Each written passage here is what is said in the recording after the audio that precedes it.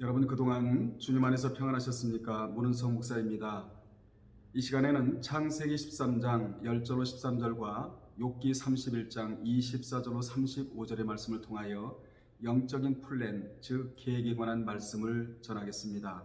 은혜가 되시기를 주님의 이름으로 축복합니다. 창세기 13장 10절로 13절을 먼저 읽겠습니다. 이에 롯이 눈을 들어 요단 지역을 바라본즉 소알까지 온 땅에 물이 넉넉하니 여호와께서 소돔과 고모라를 멸하시기 전이었으므로 여호와의 동산 같고 애굽 땅과 같았더라. 그러므로 롯이 요단 온 지역을 택하고 동으로 옮기니 그들이 서로 떠난지라. 아브라함은 가나안 땅에 거주하였고 롯은 그 지역의 도시들에 머무르며 그 장막을 옮겨 소돔까지 이르렀더라. 소돔 사람은 여호와 앞에 악하며 큰 죄인이었더라. 아멘. 본문에는 두 사람이 등장을 합니다. 두 사람은 똑같은 날 똑같은 시간에 똑같은 장소인 갈대아 우르에서 나왔습니다. 쉽게 말하면 똑같은 날 예수를 믿었다는 것입니다.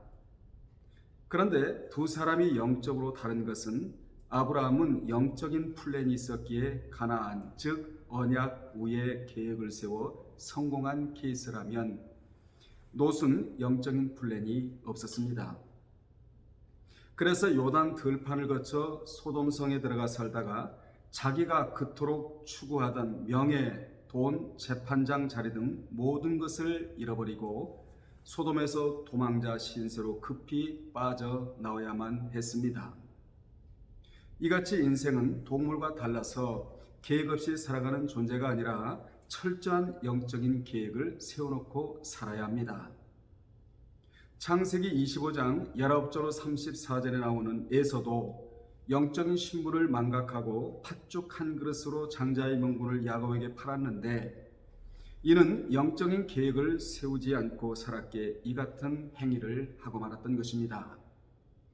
그러나 야곱은 영적인 플랜이 있어서 그 신분을 소중히 여겨 믿음의 사람이라는 평가를 히브리서 11장 21절에서 받고 있습니다.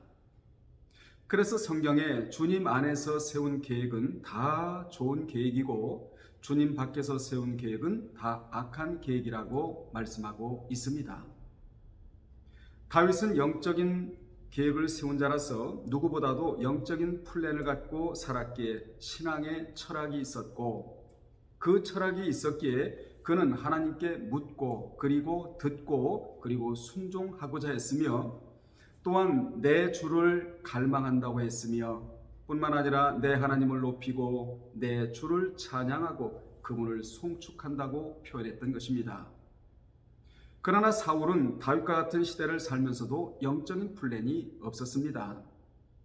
그도 처음에는 겸손한 왕으로 출발을 했는데 그런데 영적인 플랜이 없었기에 신앙이 망가지고 말았던 것입니다. 그러므로 믿는 자는 신앙의 철학, 신앙의 노선, 신앙의 방향, 신앙의 위치가 분명해야 하는 것입니다. 이같이 인생은 흘러가는 대로 사는 자가 아니라 신앙을 올바로 하기 위한 나름대로의 영적인 계획을 세우고 살아야 합니다. 영적인 계획을 세워놓고 살아도 실천하기가 어려운데 안 세워놓으면 어떻게 되겠습니까? 안 세워놓으면 발전이 없을 뿐만 아니라 인생의 참 의미와 인생의 참 가치를 모르고 살아갈 수밖에 없습니다.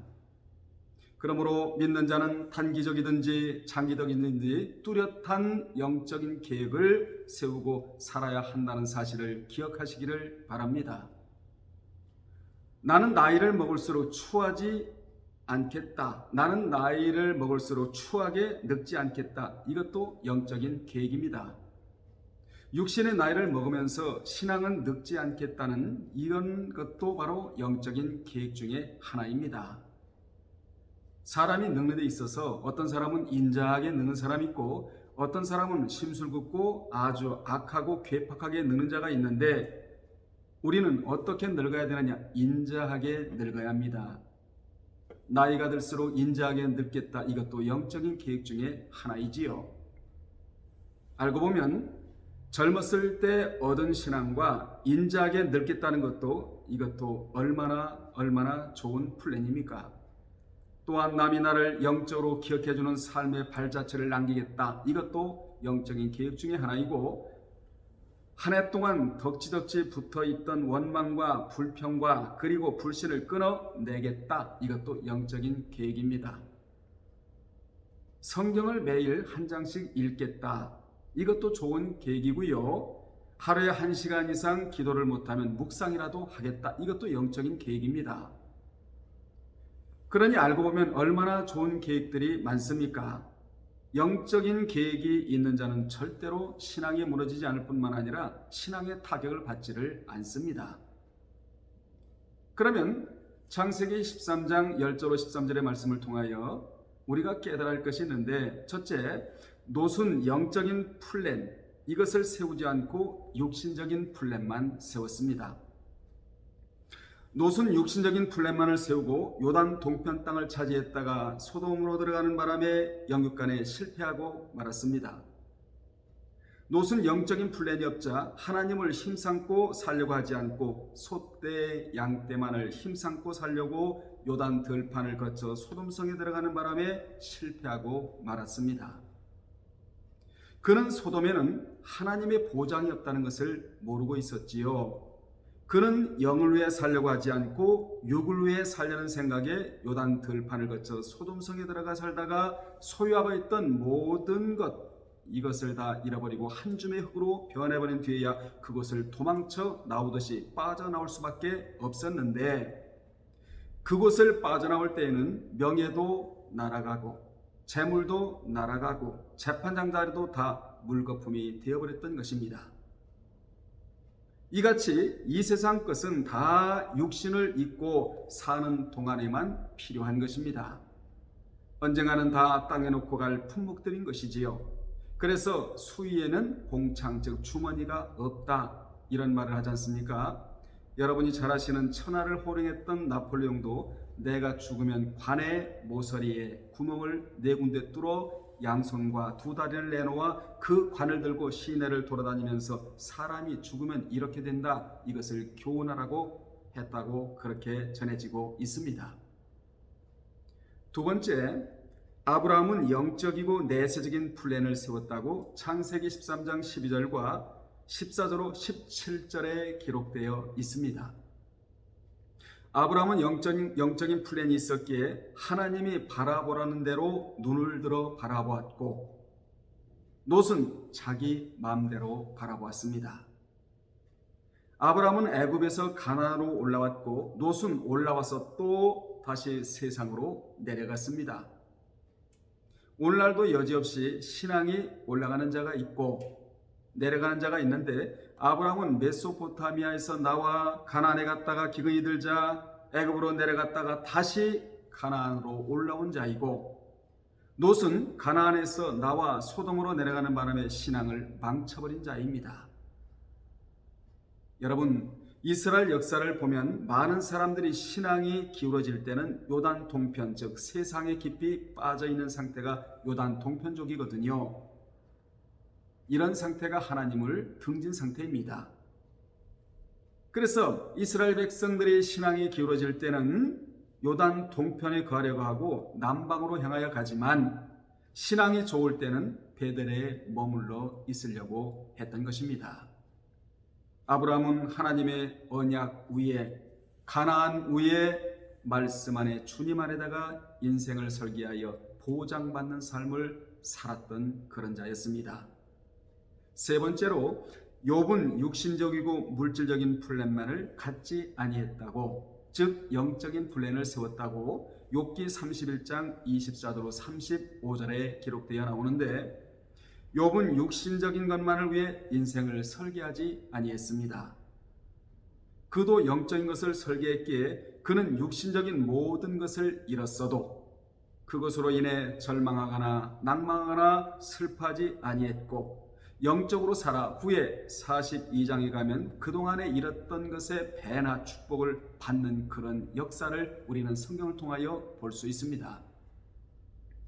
그의 영적인 계획은 여러 가지가 있지만, 그 중에 대표적인 것은 나는 물질은 없어도 살 수 있지만 하나님이 없으면 하나님이 내 곁에 계시지 않으면 나는 살 수가 없다라는 그런 계획을 세웠던 것입니다.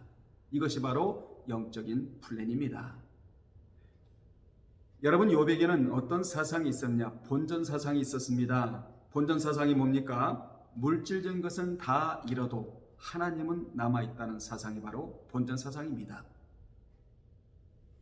이 밖에 물질만을 위해 인생을 설계한 그런 자들이 있는데 이 자들이 모두 실패한 자들인데, 둘째 아들 탕자, 누가복음 15장에 나오는 집 나간 탕자 둘째 아들, 그리고 룻기에 나오는 엘리멜렉과 나오미, 뿐만 아니라 므낫세 반지파와 느벤 자손과 갓 자손, 민수기 32장에 나오는 인물들 아닙니까?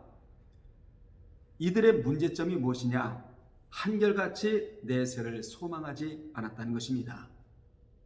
영적인 계획은 내세를 추구하게 하지만 육신만을 위한 계획은 사두개파들과 같이 현세 만족주의로 흘러가고 마는 것입니다.